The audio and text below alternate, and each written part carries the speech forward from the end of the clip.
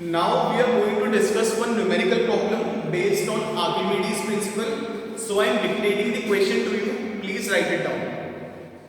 The question says, in air, an object weighs 15 Newton. In air, an object weighs 15 Newton. कोई object है जिसका wait air में 15 Newton है, right? Full stop. When it is immersed completely in water,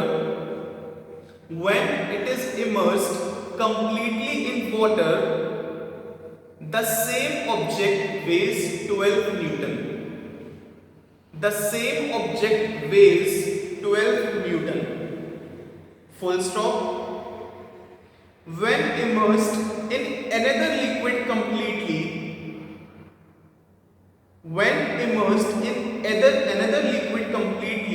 it weighs 13 Newton. Full stop. Find. First part is given as the specific gravity of the object.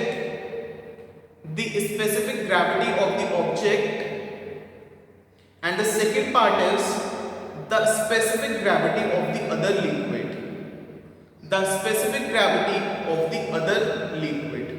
I am repeating the question once again. In air, an object weighs 15 Newton. When immersed completely in water, the same object weighs 12 Newton. When immersed in another liquid completely, it weighs 13 Newton.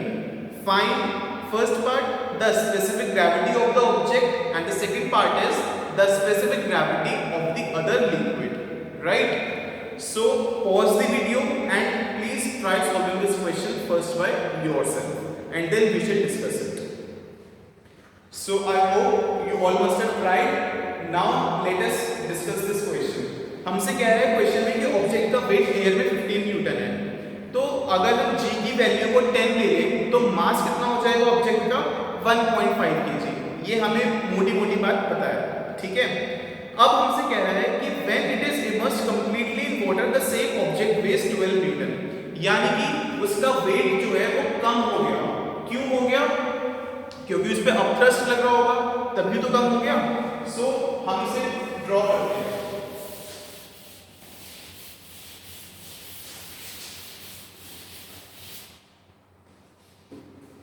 सो हम case 1 discuss कर रहे हैं. When it is immersed completely in water. So ये water हो गया हमारा, ठीक है. And this is an object which is completely immersed in the water. So अब हम इसका FBD बनाया, फ्री बॉडी डायग्राम बनाया, तो इसमें क्या क्या फोर्सेस लग रहे होंगे? एक तो इसका खुद का वेट लग रहा होगा नीचे, W is equal to mg, ठीक है, which is given as 15 Newton. या हमें इसकी वैल्यू दे रखी है 15 न्यूटन.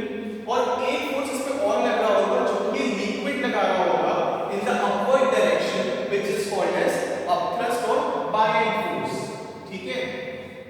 तो ये हम एक लग गया इस पे अपथ्रस्ट, या इसे कह सकते हैं buoyant force. अब हमसे कह रहा है कि when immersed completely in water, the same object weighs 12 Newton. अब बिकॉज़ mg अभी तक नीचे लग रहा था, अब एक फोर्स ऊपर लेने लग गया अपथ्रस्ट, तो नेचुरली जो इसका एपरेंट वेट होगा वो डिक्रीज हो जाएगा. And this is given as 12 newton. तो हमें क्या रहेगा? W minus U is equal to 12. And because हमें W की वैल्यू 15 दे रखी है, तो हम इसे यहां सब्स्टिट्यूट कर देंगे. तो 15 minus U is equal to 12. तो U is equal to 3 Newton, ठीक है. तो ये U की वैल्यू आ गई हमारे पास. और अभी हमने अपनी जो डेरिवेशन की थी, हमने उसमें देखा था जो U की वैल्यू होती है वो होती है VSI rho L G, ठीक है. सो अब बिकॉज़ यहाँ पे जो पूरा का पूरा भी ऑब्जेक्ट जो है वो पानी के अंदर है, सो VSI क्या हो जाएगा? कंप्लीट V, कैपिटल V हो जाएगा यहाँ पे उसकी वैल्यू. सो V rho L G हम यहाँ पे सब्स्टिट्यूट कर सकते हैं. V rho L G, इसकी वैल्यू कितनी हो गई? 3, ठीक है. अब वॉल्यूम ऑफ द ऑब्जेक्ट तो हमें क्वेश्चन में दे रखा, तो हम इसे अभी V मान लेते हैं, ठीक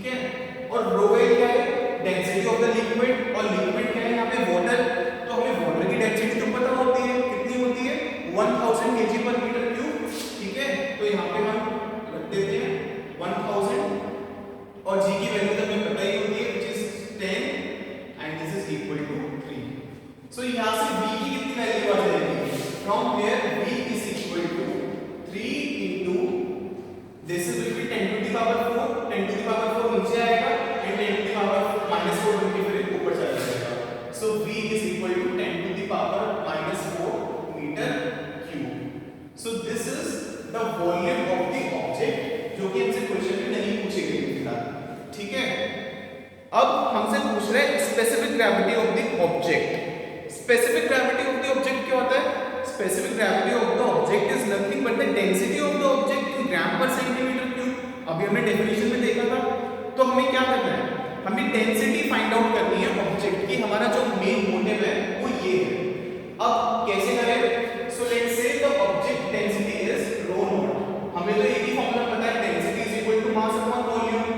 सो मास अपॉन वॉल्यूम। सो हमें मास पता है ऑब्जेक्ट का, यस हमें मास पता है ऑब्जेक्ट का, बिकॉज हमें वेट दे रखा है 15 Newton. So mass will be 1.5 kg। सो रख देते हैं यहाँ पे वैल्यू 1.5 अपॉन वॉल्यूम। वॉल्यूम तो हमने निकाली है क्योंकि, so it will be 3 into 10 to the power -4। अब इसे सॉल्व करेंगे तो कितना होगा? 1.5 2 हो जाएगा ये, and it will be 0.5 into 10 to the power 4 is equal to 5 into 10 to the power 3। इसकी यूनिट क्या होगी? अभी तक तो हमने सारी वैल्यू एसआई में रखी है ना, तो ये जो आंसर आएगा ये तो एसआई में आएगा। So it will be KG पर मीटर क्यूब। ठीक है, ये हो गया। लेकिन हमें तो स्पेसिफिक ग्रेविटी चाहिए ऑब्जेक्ट की, which is density in gram per centimetre cube. सो हमें पता है कि 1000 केजी पर मीटर क्यूब होता है ग्राम पर सेंटीमीटर क्यूब। तो इतना पूरा पार्ट जो है ये आपका ग्राम पर सेंटीमीटर क्यूब है। So we can write density of the object is equal to 5 gram per centimetre cube. ठीक है, और यही आपकी स्पेसिफिक ग्रेविटी होगी। Specific gravity of the object is 5। ये आपका फर्स्ट पार्ट का आंसर आ चुका है। ठीक है, आई होप ये वाला केस आपको समझ आ गया। अब हमसे कह रहा है कि when it is immersed in another liquid completely it weighs 30 newton and we have to find the specific gravity of the other liquid, right. So अब केस 2 देखते हैं। ठीक है, सो हम इसको रख कर देते हैं।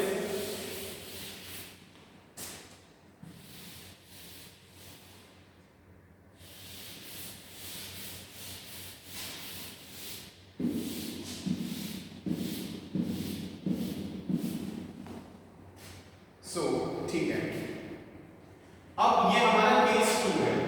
केस 2 में ये जो लिक्विड है इसके अंदर ये कुछ और है, हम इसे अदर लिक्विड लिख देते हैं। ठीक है, सो ये हमारा कुछ अदर लिक्विड है। ठीक है, अब क्या होगा? अगर हमने ऑब्जेक्ट को डाला इसे और लिक्विड में भी वेट तो लगेगा ही नीचे एनजी, तो ठीक है ये फोर्स भी, और अपथ्रस्ट भी लगेगा कुछ ना कुछ। लेकिन इस बार इस अपथ्रस्ट की वैल्यू कुछ और होगी, बिकॉज इस लिक्विड की डेंसिटी कुछ और होगी। सो हम इसे U डैश लिखते हैं। ठीक है, सो ये हमारा अपथ्रस्ट हो गया। अब हमसे कह रहा है कि immersed completely in another liquid it weighs 30 newton, यानी कि W माइनस U, ये कितना हो जाएगा हमारा? W minus U dash is equal to 30 newton. ठीक है, अपथ्रस्ट के लगने की वजह से जो वेट है, रियल वेट, वो कुछ कम हो गया और इसकी वैल्यू 30 न्यूटन आती है। ठीक हो गई बात। W की वैल्यू हमें पता है 15 न्यूटन, तो फिर से हमने 15 रखा minus U dash is equal to 30। So U dash की वैल्यू कितनी आ गई यहाँ से? 2 न्यूटन। 15 minus 30 is 2 Newton. ठीक है, अब अपथ्रस्ट की वैल्यू तो हमें पता होती है, क्या होती है? VSI rho L G। VSI क्या है? Complete volume of the object है, और इस बार तो हमें वॉल्यूम ऑफ द ऑब्जेक्ट पता भी है, हमने वैल्यू निकाल भी ली थी। ठीक है, और rho L हमें फाइंड आउट करना है, G की वैल्यू पता होती है, तो बस एक वेरिएबल बचेगा आपका and we can easily solve. So we will write V rho L G is equal to 2। ठीक है, अब V की वैल्यू कितनी आएगी आपकी? V की वैल्यू आई है हमारी 3 into 10 to the power minus SI। ठीक है, into rho L density of the liquid into G की value 10 is equal to 2, right. So solve करते हैं। rho L multiplied by 3 multiplied by 10 to the power minus 3 is equal to 2। rho L is equal to 2 by 3 into 10 to the power 3। ये भी answer हमारा kg पर metre cube में आएगा, right. हमसे पूछा है specific gravity of the other liquid. तो स्पेसिफिक ग्रेविटी फिर से डेंसिटी ऑफ द लिक्विड पूछी है हमसे ग्राम पर सेंटीमीटर क्यूब में। सो ये चीज फिर से ग्राम पर सेंटीमीटर क्यूब